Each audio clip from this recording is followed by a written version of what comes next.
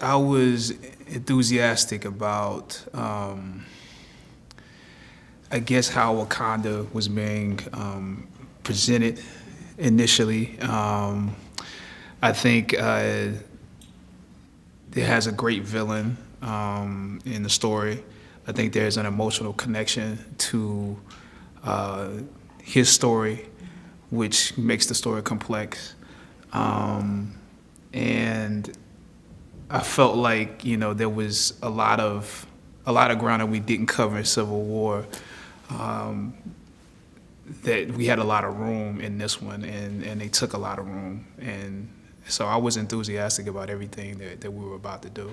I think he already saw what I was doing from Civil War, and so I think he took that and just sort of moved it into this movie. We seemed like we were on the same page from the beginning in terms of what the character was, what he sounded like, what he looked like, where his strengths were.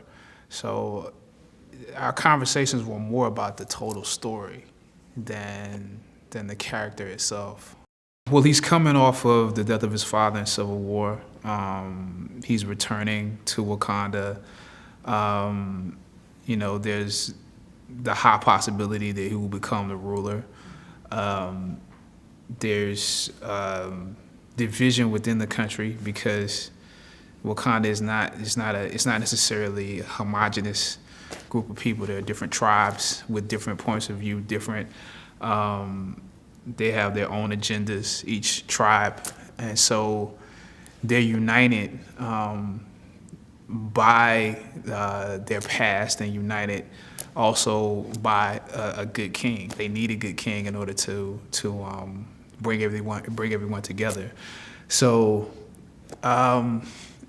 he's returning to what could be turmoil. He's returning to a place where he feels a certain sense of guilt because his father was out in the world with him, and there are people that don't believe that Wakanda should even be out in the world.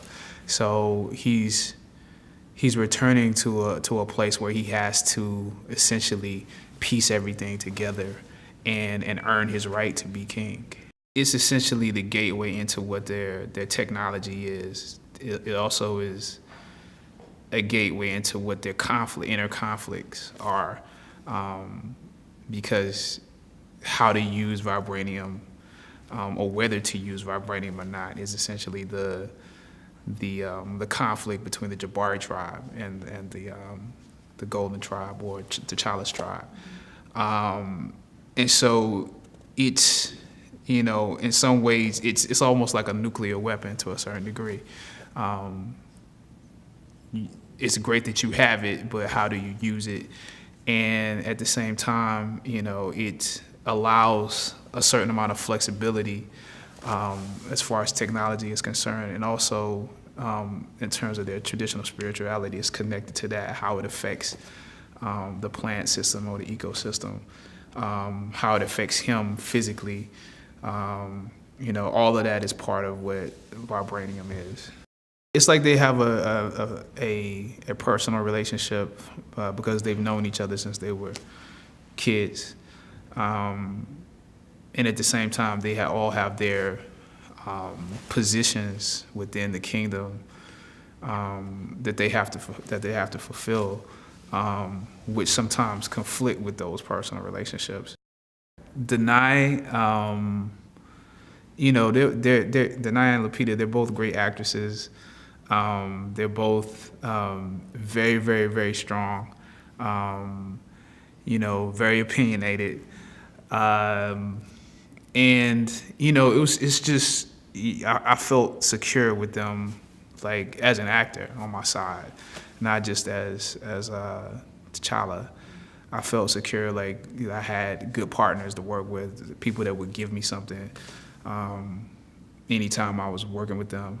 So that's always great. Like you can take it for granted actually when you have it almost every day. So it's incredible to work with them.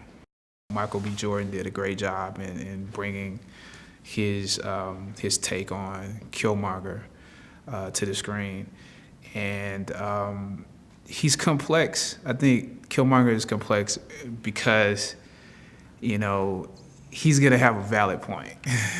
I think his point is valid. It's one that when you look at it, you might be like, I hope that never happens, and some people might be like, I hope that does happen one day. So it's he's complex because when you look at the reasons behind why he's doing it from a personal standpoint, from the sense of how much loss he's felt and how long it's set inside of him, regardless of how far he's taken it, regardless of how how much how negative the steps may be. It comes from the origin of those things come from a justified point. Thanks for checking out Get to the Movies. If you like what you saw, please hit the thumbs up and subscribe button for more great content uploaded every week.